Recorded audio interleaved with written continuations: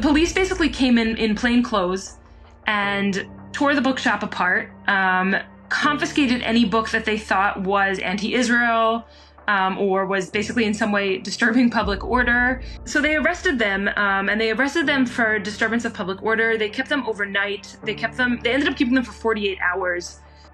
Police arrested them for disturbance of public order, but then the proof that they brought to the courts to try and get them to extend their detention for 5 days was proof of like support for terror. There was a coloring book that's called From the River to the Sea, and that was one of their main evidence, a coloring book. You are listening to the podcast Women Ending War, where you will hear the voices of Israeli and Palestinian women dedicating their lives to creating a new reality in this land. Welcome. Thanks for joining us. Becca, how are you? I'm good. How are you? Thanks for having me. My pleasure. It's always a pleasure to talk to you. Well, maybe pleasure is the wrong word because we always talk about terrible things, but we do. but it's really great to chat with you and hear your insights, so nice to see you again. You too. Excited to be here. Yeah. So there's a whole bunch of topics I want to talk to you about and hear your thoughts on. One topic, for example, that we really haven't yet covered in our podcast is what happened in East Jerusalem with the arrest of the owners of the bookshop. And I saw that you were posting a lot about this on social media. So could you tell us a little bit about what happened and why it's so significant? Yeah.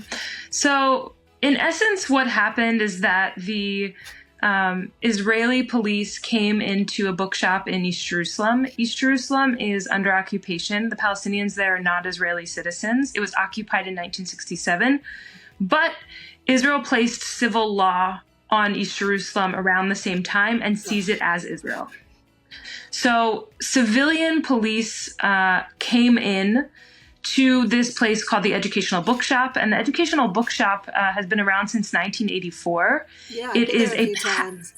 Yeah, I mean, it's a really amazing spot. I think the first time I was there was like a decade ago. The last time I was there was about 2 months ago. Yeah, it's a beautiful space. And I really recommend it to anyone who's in the region, who's in the area. And it's a bookshop that basically covers Palestinian culture, Arab culture, the conflict, the occupation. It has books on, settler colonialism, but it also has books by Jewish Israeli authors who are very much within the Zionist narrative, because it's a bookshop and it's aiming to bring about genuine discussion. Yeah, and at the same time, I was there a couple of times for like events, right? They have these events all the time aimed at education, conversation, dialogue. Yeah. Anyway. Yeah, I think it really does hold up to its name as an educational space, the Educational Bookshop. And by the way, it's also the only place that I've found that has really interesting topics such as like LGBTQ in the Middle East and in the Arab world, and women and Muslim and Arab feminism, and just for anyone who's looking, it really is, I think, a really educational space. Yeah. And so the police basically came in. They got a warrant for arresting the two owners of the bookshop, Mahmoud and Ahmed Muna, for disturbing public order. And they basically came in. Now, the bookshop is on Salah ad-Din Street, which, for those who don't know, is like the cultural street, like the center street of East Jerusalem. And I think that's also very important because it's a Palestinian bookshop that is proudly Palestinian on a street that really, I would, symbolizes Palestinian life in East Jerusalem outside of the old city. And the police basically came in plain clothes and tore the bookshop apart, confiscated any book that they thought was anti-Israel, or was basically in some way disturbing public order. If it had a Palestinian flag on it, they were using Google Translate to translate a lot of the titles because they didn't speak Arabic or possibly English or French or any of the other languages that which is a crazy concept, by the way, that they're there to attack language that they don't even understand. It was like an attack on words, effectively, and they don't even know what the words are. It's I mean, really a bizarre moment, I think. And so they arrested them, and they arrested them for disturbance of public order. They kept them overnight. They ended up keeping them for 48 hours. One thing that really stuck out to me is that the police arrested them for disturbance of public order, but then the proof that they brought to the courts to try and get them to to extend their detention for 5 days was proof of like support for terror. Right? It wasn't disturbing of public order.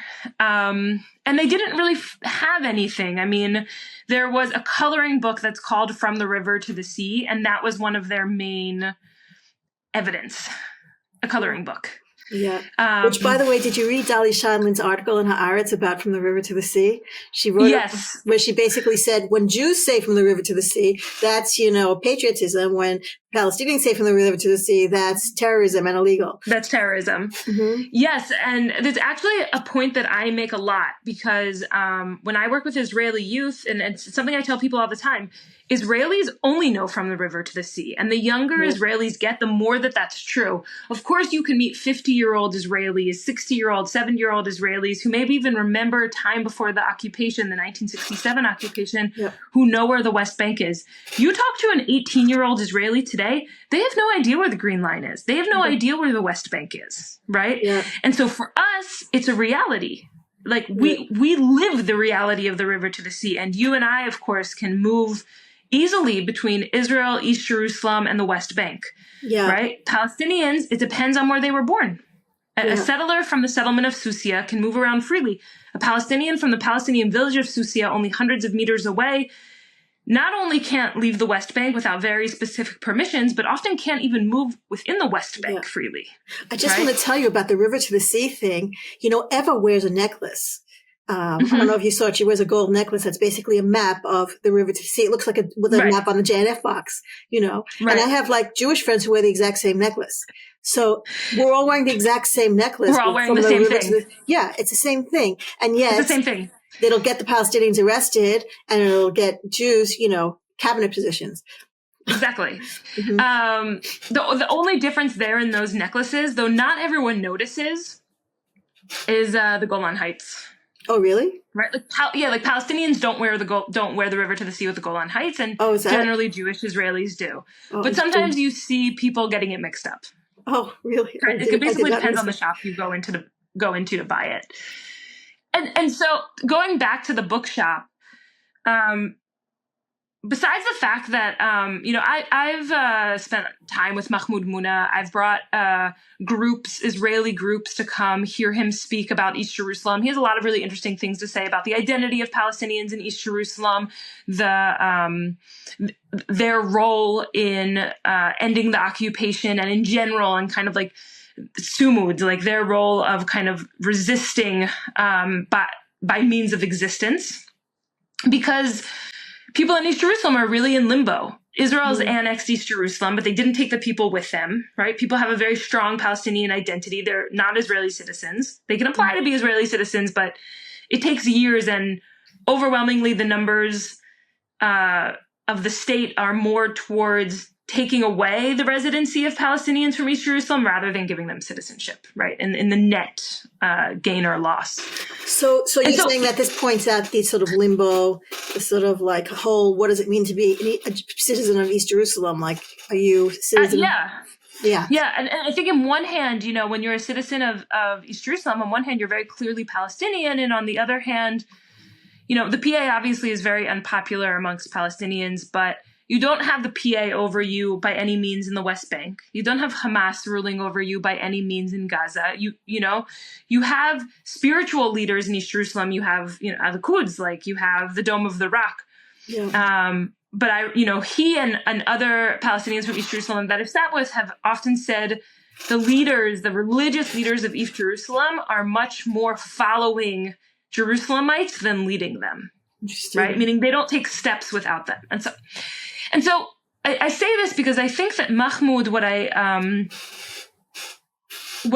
appreciate so much about him and the bookshop is that he exists and the bookshop exists I mean, he exists because he exists and he's a human, of course. But the bookshop exists as a place that is both welcoming towards many, many people. He's willing to have dialogue. He's willing to have discourse, but it's also very unapologetically Palestinian. And as a Palestinian identity, it puts Palestinian existence first and foremost. It has Israeli books. It has Israeli books on the Zionist narrative, but only in English, right? It's a Palestinian space. And I think that's what the Israeli authorities find so threatening. Mm-hmm. Not that it encourages violence, but that it's inherently cultural. It's inherently nonviolent. It's inherently is propping up Palestinian existence. And I think at this point, that's very scary to Israeli authorities. Well, that gets back to, I wrote about this in my book about how I grew up with the idea, I grew up in this very religious Zionist space where we were taught that Palestinians don't exist. I mean, that was that was in the curriculum. We had this whole Zionist curriculum, and the whole point of the Zionist curriculum was to argue ideas. Right. And these ideas were basically that Palestinians don't exist. They never existed as a nation. They don't have a culture and all that, and Palestinians, all they want is to kill Jews. There's nothing. Right. That's pretty much what we learned. There's nothing else. Yeah. But it's interesting. The attack on the bookstore is so interesting because, again, it's a reminder that words are perceived as a threat, that the threat is books and ideas and words. Right. Which is, and then you come with this violence, this police violence. I mean, it's random violence, right? Like you said, they didn't even understand the Arabic. So it's like they're just randomly attacking, and so it's this, it's an idea war, and that's really alarming on so many levels. It is. And I think one of the things that's important for me to say is that in a lot of ways, these attacks, they're not new, right? Mm-hmm. I remember, I could be getting the year wrong by to this direction or this direction, but somewhere around 2015, the Israeli army shut off a radio station in Hebron, a Palestinian radio station in Hebron who was talking to Hebronites. I mean, it was a local Palestinian station for hasata, for incitement. For incitement. Yeah. And the incitement was the radio station at one point saying free Palestine, right? Palestinians in Hebron under a brutal occupation that has one of the most violent settlements in all of the West Bank, in which there are roads that in the army we call sterile, meaning Palestinians can't walk there. There are Palestinians who cannot walk outside of their front door for over 20 years in Hebron, and their radio station's getting shut down because they say free Palestine. But they're not free. They're not free in their own city, right?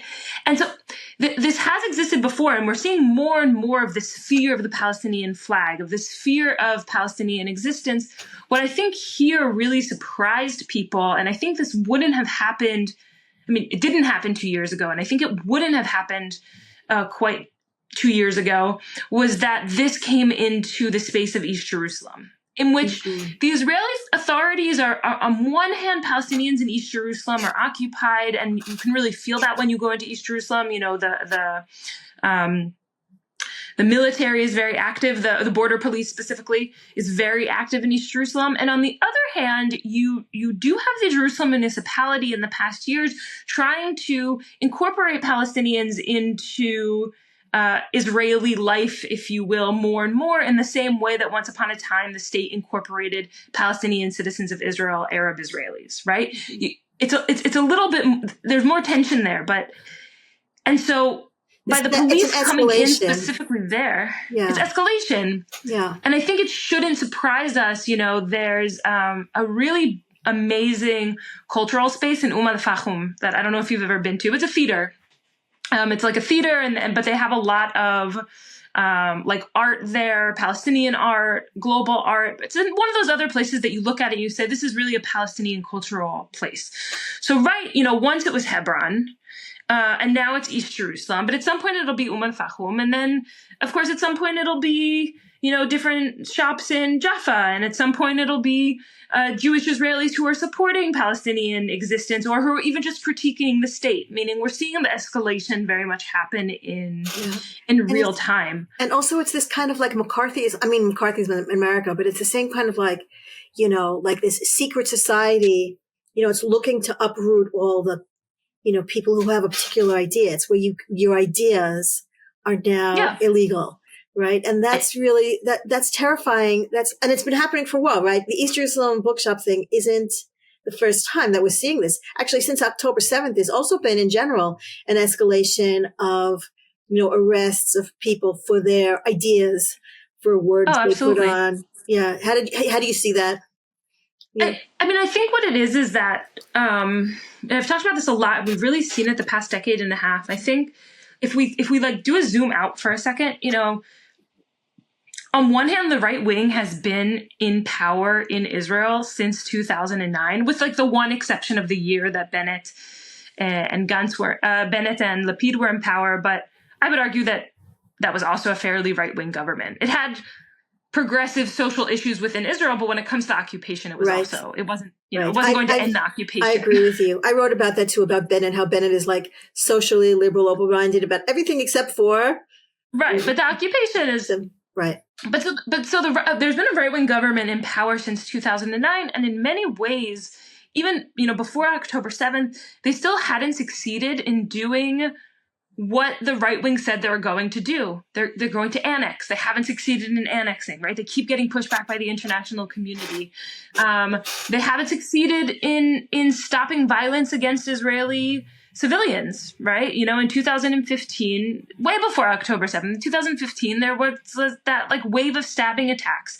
How can you really stop a random person who wakes up in the morning and decides that they're going to go attack someone? We're not talking about organized crime and terror, right? Right. And the right wing doesn't have an answer for that. And then you have October 7th breakout, and now we're a year and a half past it, and the government said, we are going to destroy Hamas. We're currently in a ceasefire. Hamas is, obviously these hostage releases are propaganda in their show of power, but Hamas is there.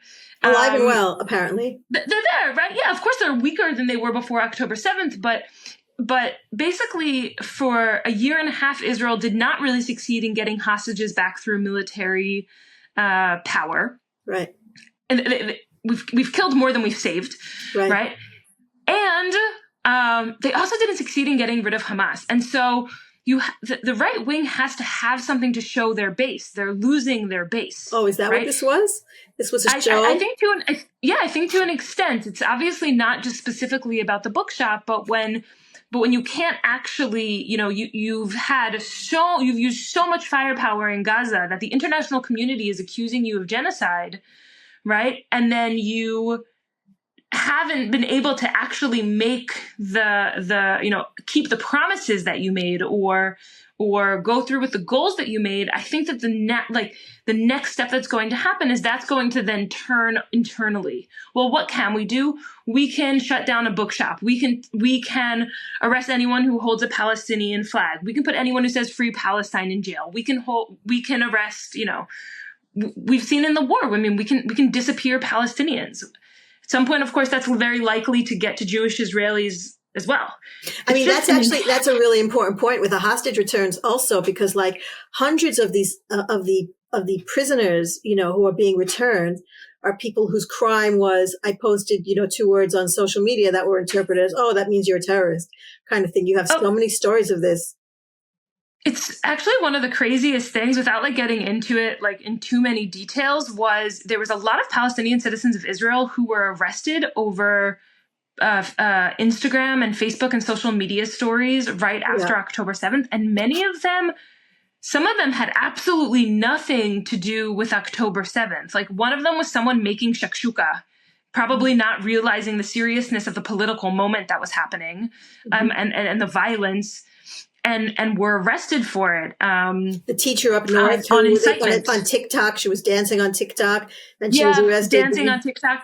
And so then some of these citizens of Israel, especially women, with the first hostage deal that happened, there weren't enough women to release, basically, to meet Hamas's demand, or to meet the demand of Israeli women and children to Palestinian women and children. And so Israel released Israeli citizens, women, like Palestinian citizens of Israel who were women as part of the deal, Israeli citizens who have nothing to do with Hamas, who were arrested over incitement, though there's no proof of incitement. Yeah. And now they will forever have to walk around having basically, they're basically seen as guilty because they were released as part of on the Hamas side of the deal. Yeah. Yeah.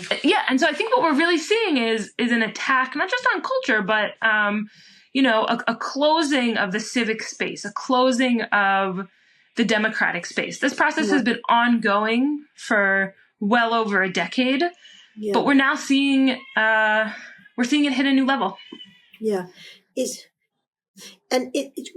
the ceasefire, we've been hearing Palestinians talk about how things are getting worse since the ceasefire, especially in the West Bank, like that there's a lot of things happening quietly in the West Bank, that this might be part of it, that, there's a claim that, there's a certain, maybe even evidence that there's an escalation of these kinds of things, of all kinds of arrests. And, can you talk to that a little bit?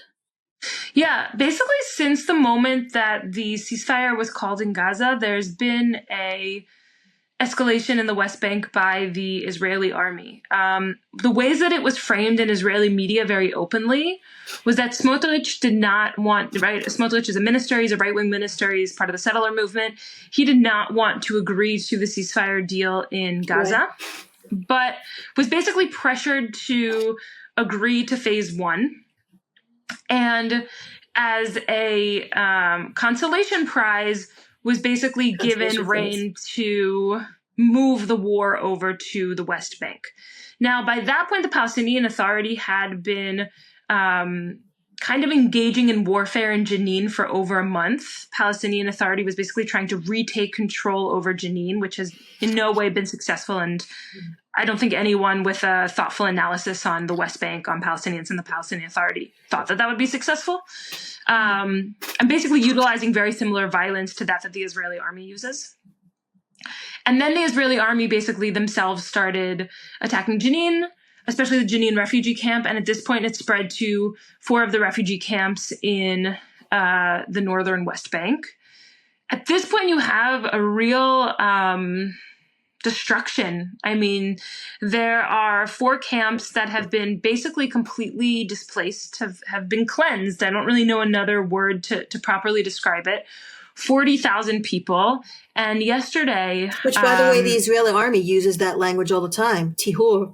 They use the word tihur. Yeah, tihur. It's a right? Like to purify. They use that's like normal language in the army. That's normal language. Yeah, I mean, on a smaller level, if you want to just make sure Palestinians aren't in a small space, it's called sterilizing the space, right? I mean, לעשות סטרילי. And so yesterday, Katz, the defense minister, who is basically a pro Netanyahu minister who replaced Gallant, who was also from the Likud but would push back on Netanyahu. He said that he's ordered the military to stay in these 4 refugee camps in the northern West Bank for a year, and that people can't return. People keep asking me, well, where did these people go? Right? They didn't go to Jordan. Where are they? And so I really kind of looked into it today. I asked people, I read a bit, and there's no real clear answer. I mean, people are living in mosques, people are living in schools, people are moving in with their families when they can. But at the same time, because a lot of these places are refugee camps, a lot of their family connections are also part of the refugee camps, right? This is already one of the populations that it has the least socioeconomic wealth within the West Bank. And so you have that happening. And of course, these are all happening in areas that are supposed to be under the authority of the Palestinian Authority. Part of what's going on here is Smotrich in 2007 came up with this plan called the Decisive Plan, which is a plan to basically destabilize the West Bank in order to annex it and force Palestinians to leave. Which sounds exactly like his plan for Gaza, too. I mean, that was... Yeah, well, his plan from Gaza is basically informed by his plan for the West Bank. Mm-hmm. When he wrote it in 2017, he doesn't really relate to Gaza, except to show that it was, it shows that the two-state solution is impossible. It's a failed option. Of course, Gaza wasn't a state at any point. Gaza wasn't not occupied at any point, right? Israel changed its control. It took out settlements. It took out its troops. But Gaza was never an example of a state. But this is how he refers to it in the decisive plan. Today, now he talks about Gaza exactly like how he talks about the West Bank.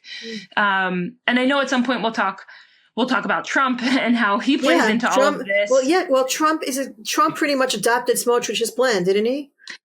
In many ways, yes. But what I think is really amazing is that Smotrich, when he talks about the decisive plan in 2017, and up until Trump's joint press conference with Netanyahu, where he said we're going to force Palestinians to leave, Smotrich has been whitewashing the whole concept by saying voluntary leave, voluntary transfer. We'll pay for people to leave, right? We'll pay countries that want to take them.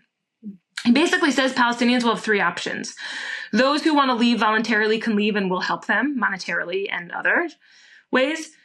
Those who want to stay will basically be brought into just a few different Arab governance within the West Bank that are completely disconnected from each other with no national voting rights and no Palestinian identity, right? Just like Arab, little like Arab areas. Like, so Hebron would be one area and Ramallah would be one area, but they'd be totally disconnected from each other. And then he says, and the third option is, of course, there will be those who won't leave and won't accept that a Palestinian state will never happen. And so we expect them to act against us, and then we can deal with it under more favorable conditions, which is basically we'll declare war on them. That's really what we're seeing. What I think is interesting about Trump's message on Gaza is that even throughout the war, Ben Gvir, Smotrich, and everyone else who was talking about it talked about voluntary transfer. Now, it's clear that voluntary transfer is an idea. It's this ideal that Jewish Israelis have that make us feel like we can be the majority between the river to the sea. We can maintain a Jewish state. We can annex all of the land that's not like Gaza, the West Bank, and Palestinians will leave and we can feel good about it. Right? We can do all of this and not feel immoral about it. Of course, this was never a real option. They'll go. They want to, right? Blame. And people believe it. Mm-hmm. I have a lot of conversations with fellow Israelis where they say, no, but they'll want to leave. And I say, well, people don't want to leave to the point where it actually would affect the overall population, we would have to force them to leave. And also, if Gaza is so unlivable right now that people have to leave, there's not really a choice in that, right? We're not at the level of choice. And so what Trump did was he legitimized talking about forced transfer. We don't need Palestinians to agree. It doesn't have, he took away the air in the discussion of voluntary, right? And I think this is dangerous because what we see happening in the West Bank right now is ethnic cleansing. What we saw happening in the Gaza Strip, it's actually really amazing in some ways that Palestinians, as part of the ceasefire, were able to go back up north because it's the first example of Palestinians being able to go back to an area that they were kicked out from by Israeli forces or pre-state forces since 1947. So Trump took this up a notch. Even if before Trump, the Smotrich plan was packaged in some kind of, it was, a fake morality, but at least it was an acknowledgement that forced transfer is, morally problematic. Trump basically doesn't even care about that perception. He throws it out the window, and I think it's interesting that.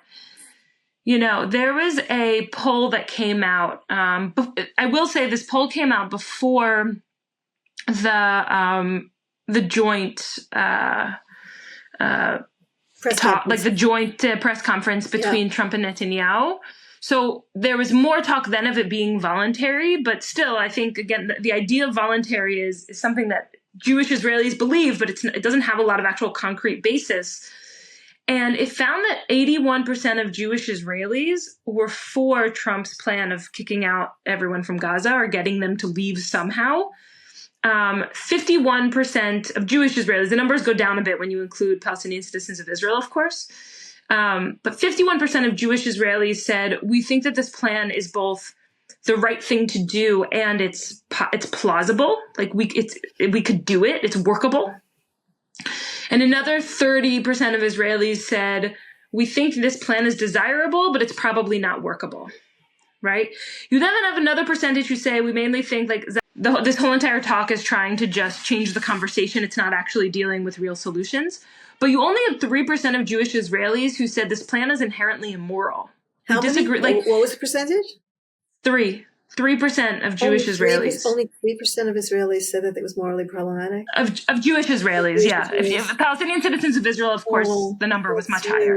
That is really, really, really disturbing. And it's interesting. Like it really surprises people. Yeah, but can I share with you something that I was thinking about today about this? How deep rooted the dehumanization of Palestinians is in Israeli society. It was like a really trivial example, but like really emblematic. I think I was listening to the radio talking about the weather. And this happens all the time. It wasn't just today, but today people are talking about the weather because it's super cold and there was supposed to be a snowstorm. And so they're talking about the weather. And then they said, and then for Israeli soldiers who are in Gaza, here's the weather in Gaza. So they do it all the time, right? But it's like there are other people in Gaza besides the soldiers, right? You could just say the weather in Gaza. But they don't ever say the weather in Gaza. They only care about the weather in Gaza because there might be soldiers there. Like in that little statement, and now for the soldiers in Gaza, this is the weather in Gaza. It's like it is this complete erasure that there are other people there. And that feels like it was just one little example of just this whole concept that Palestinians don't exist. And how deep. And that's why when you say like only 3% of Israelis, have thoughts about the morality of forced transfer, it's like, it's shocking on like a really deep, disturbing way, but also not surprising because this is the culture. The culture is so deeply rooted about not considering, I have this conversation all the time on social media also with people who say things like, oh, well, all Palestinians in Gaza are guilty. I mean, I had this conversation once. There was a picture of a family that was killed in Gaza. The whole family, right? 2 parents and their 4 kids. A picture was being shared of all of them sitting around the table, right? And, and I wrote like, this is horrible. And somebody wrote, well, they're all guilty. They're all Hamas. I said, children, how children. They're children, and it's like this idea of like that they're not humans, that they're just is so deep in Israeli culture. It's really, really like upsetting. It's really upsetting. I think that people don't, on the inside, I think we don't appreciate it. And I think people looking at the situation from the outside also don't fully appreciate it because it's very hard to understand unless you live in Israeli society and are willing to look at this reality in its face, how strong the indoctrination is within our society, like how strong the media and the education system, and like kind of basically all aspects of the state are trying to frame the situation as us and them. And, in Gaza especially, or when it comes to Palestinians in Gaza, I have really found that even before October 7th, it was really hard to get Israelis to care about Gaza at all. Most people really do believe we left in 2005 and that Gaza's just been an independent state since then. And any violence that has happened is just because Arabs hate Jews, right? Like there's no, and without, of course, justifying violence, especially the violence of October 7th, which was, I mean, horrible. And I think probably definitely one of the scariest days of my life. And I'm sure yours as well. Yeah. If we want to actually understand how to change the reality, we have to have an analysis on what's going on the violence that we employ, on the violence that's being employed towards us, and just the other day I said, going back to the violence in the West Bank, I actually said on Instagram, like, that there was that like bus bombing in Bat Yam, which that story has kind of turned like a weird turned a weird page, and now there's a gag order on it. And so I don't know what I think is going on with that. But thankfully, no one was harmed in those, in kind of the placing the bombs on the buses. But I had said, and I've said many times before, that, we're currently like Smotrich is together with the military, with Netanyahu's blessing, is destabilizing the West Bank on purpose, so there will be violence, right?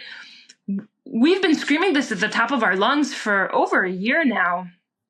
Actually, for probably 3 or 4 years. I mean, the violence has just escalated so much in the West Bank. It's hard to talk about anything before October 7th, but even before October 7th, the violence was getting very intense. And one of the things that I'm scared about, of course, is that violence is going to come back onto Jewish Israelis, right? It's not the only thing I care about. I also care about the actual violence that's happening right now towards Palestinians, but it's not going to remain just towards Palestinians. And to be clear, Smotrich doesn't want it to remain just on Palestinians because he wants the legitimacy, right? Mm-hmm. There's so much legitimacy to do what we've done in Gaza because of violence, right? I mean, Smotrich and Hamas really, they feed each other in a lot of ways. And people, a few people said to me, like, I don't know, this sounds like you're justifying violence by me saying, this violence is going to come back to us. We really need to be aware of this. We need to work to stop it. We cannot just send more, we can't send tanks into the West Bank, which has now happened, in order to try and stop violence. It's going to escalate violence. And that's not justifying, of course, it's not justifying that violence. And it's also not justifying violence that is likely and already has come on to Jewish Israelis. But if we can't have an analysis that this violence is happening, then we're not having real conversation. Then we're not going to be able to stop it, right? Mm-hmm. And I care deeply about the safety and the well-being of the people between the river to the sea, Jews and Palestinians. We need to be able to have real conversation. Yeah. And what I've found is that when I meet people who are, let's say, like 40, I'm 36. So people who are like my age or like a decade above me or so. Old people. And you bring them 40. to the West Bank. Yeah. Sorry. No, well, because even older than 45 or like older than 55, people genuinely remember the beginning of the occupation, right? But people my age don't remember the occupation. We remember the Second Intifada, right? People who are in their like mid 40s and up remember the First Intifada. But I don't have that outside of a collective memory, right? Mm-hmm. We will often, if I meet people, I take people on a tour to Hebron, people will explain over and over again. You see this kind of like defensiveness of security, which is to an extent very understandable. This is the narrative that we were raised in, and we haven't been given, not only have we not been given opportunities necessarily to see past it, there's a whole entire state making sure we don't see past it. Yeah. When you talk to 18-year-old Israelis, they don't talk to you about security. They just say, why am I supposed to care? Mm-hmm. Wow. Right? Like, They don't even remember the Second Intifada.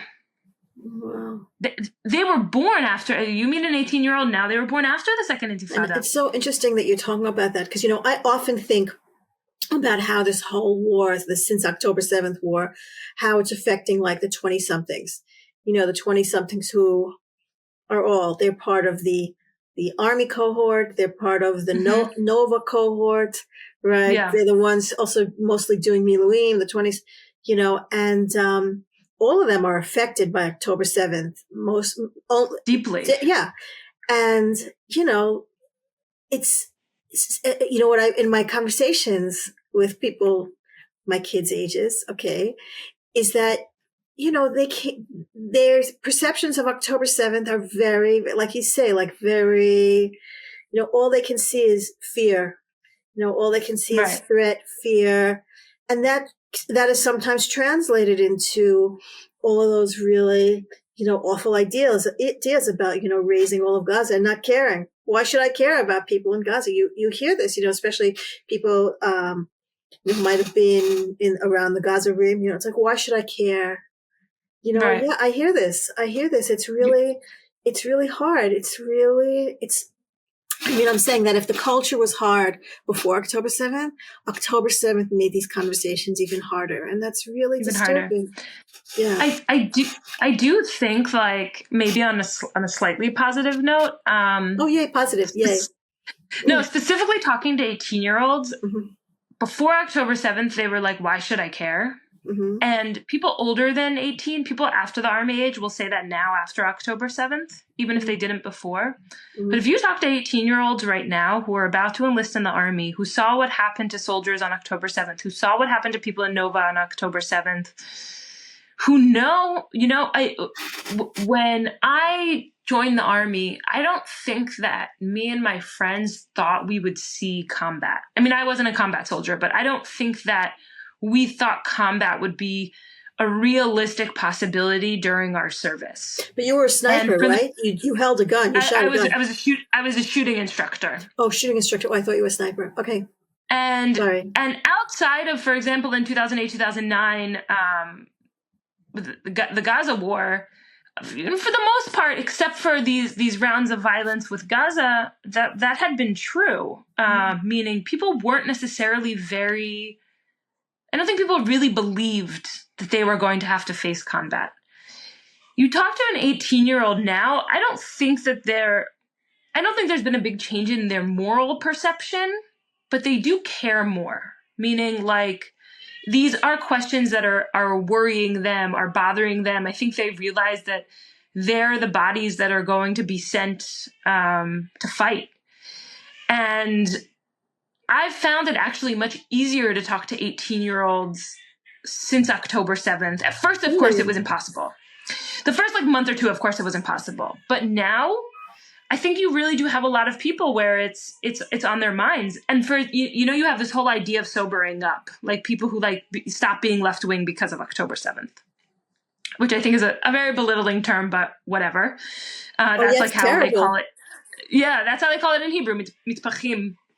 Yeah. But you have a lot of people who also, quote unquote, sobered up to our side, but they're not being given media platforms, and they're not, of course, they're being silenced, and so I do think there is, to an extent, a shift in discourse. But the question is, can we grab onto it? And this kind of goes back, by the way, it connects between Trump saying, like, we can ethnically cleanse, and us kind of going in and destabilizing the West Bank, and the rest of the bookshop owners, right? Because all of this is happening. You do have people in Israeli society who are saying, this is authoritarian, it doesn't make sense. And also, there's been a right-wing government for, approaching 2 decades, and we still ended up here. Right?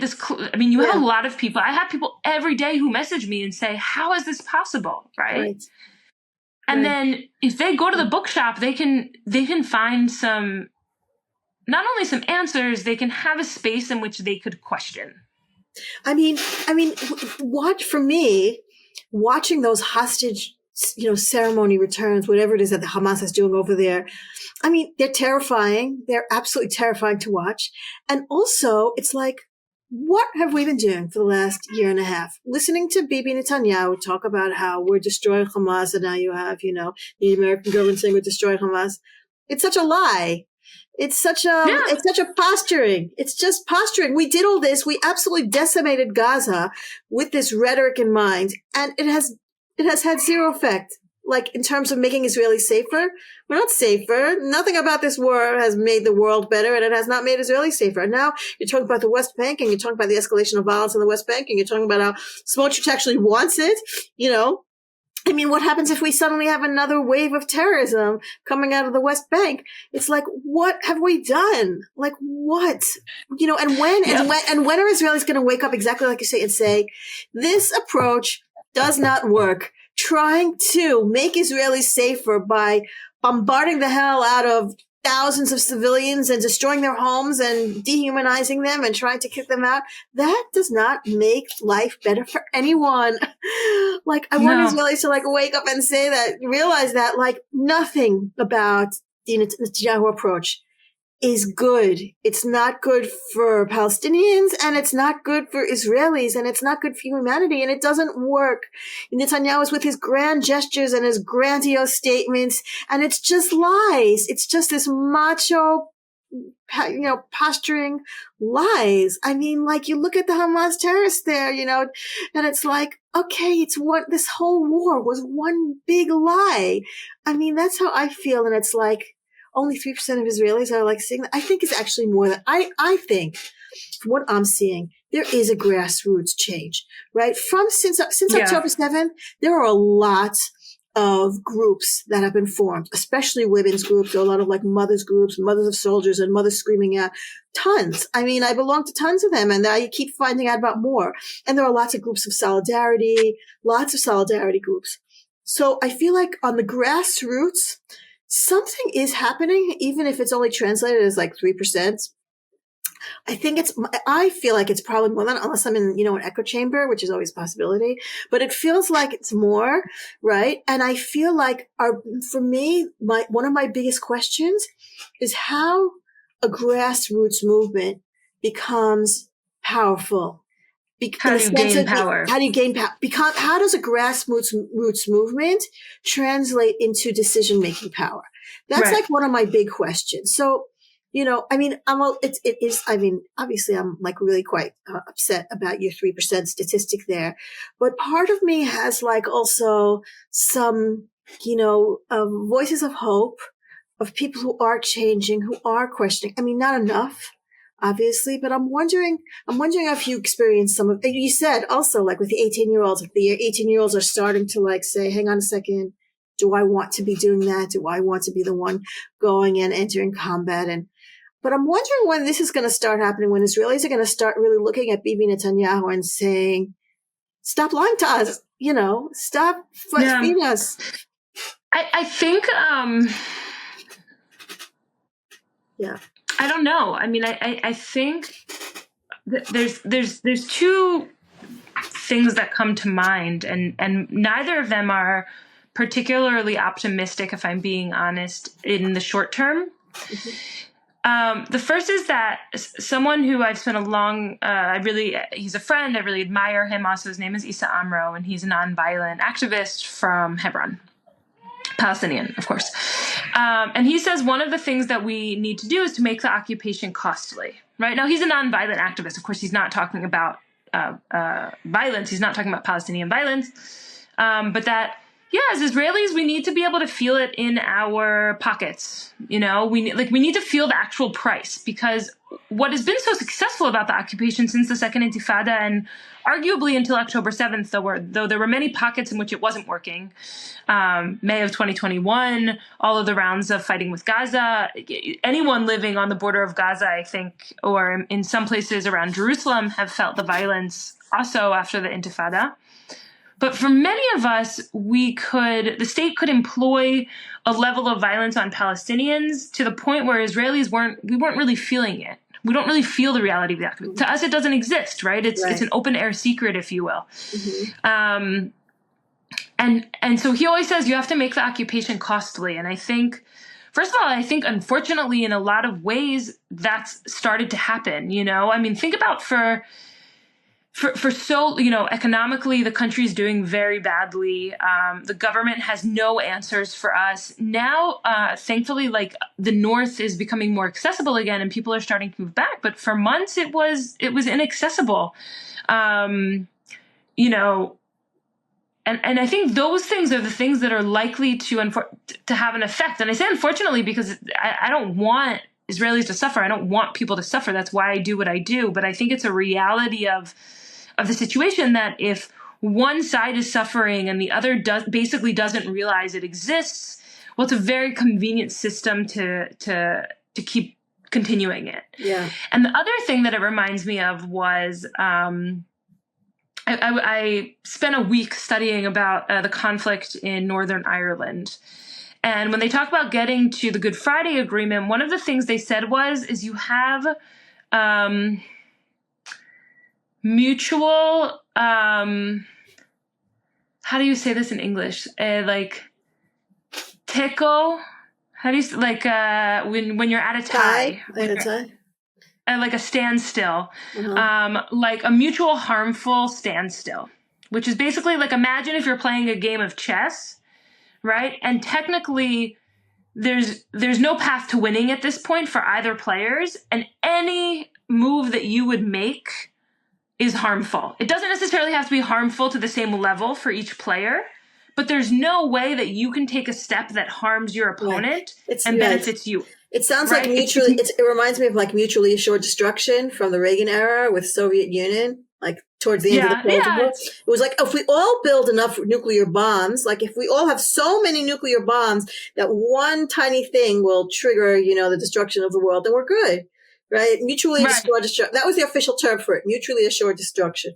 I didn't know. I mean, I know the concept, but I didn't know that's what it was called. And yeah, I mean, I think, and this is so horrible. Like, I don't say this because this is what I want, but I think practically that's kind of the direction that we're headed in. Yeah. Right? I mean, I think the situation is clearly very harmful for Palestinians, but it's also becoming, Jewish Israelis have much less access, much less space, much less warmth in the world than we had before. These things are going to have an effect over time, I think. Yeah. But again, the problem with that is that the Jews of the world are not understanding that this comes from Bibi. They're not necessarily understanding how much Bibi threw them under the bus. I mean, Bibi Netanyahu threw Jews of the world under the bus. He purposely escalated, and didn't care about, campus protest or anti-Semitism. He liked it because the more there's anti-Semitism, the more he gets support for his narratives. Anyway, Tov, Becca, thank you so much for this conversation. Thank you so much for sharing your insight and wisdom and, really important information. You're welcome. And if I may just end, I just on one note that I think is always important, because I know we're talking here and it's grim. I mean, if we take a real political check of the reality, that the situation is grim, but that doesn't take away our choice. And I think we know that the status quo is unsustainable. It cannot be forever that there's one state between the river to the sea ruling over ourselves and another 7 million people. And here I think, Smotrich and I agree. Smotrich says also in his decisive plan, the status quo is unsustainable. His answer is ethnic cleansing. My answer is equality. And I think it's just important that we remember that we have a choice in this. We can work to end the violence. We can work to limit the violence. We can work towards a shared future. This is the only real answer. And I don't necessarily mean one state, two states, this, that. I'm not talking it on the political level of, what is a state breakdown going to look like? We can decide that we are having a shared future. That is the only decision that is going to lead to less violence and to a genuine prospect for life here. And we can choose it. Yeah. And I think it's just important to end on that reminder that we as a people, as individuals, as a collective, we have a choice. And I think often we expect that of our Palestinian counterparts. We can expect that of ourselves as well. We can be the partner coming to the table. Yeah. I like that. Thank you. It's good to end on a note of hope. I like that a lot. You've been listening to the podcast Women Ending War. If you like this, please subscribe, share, like, and comment. Links to our channels on YouTube, Spotify, and Apple are below. Follow us on Facebook, Instagram, and Substack. In peace, salam, and shalom.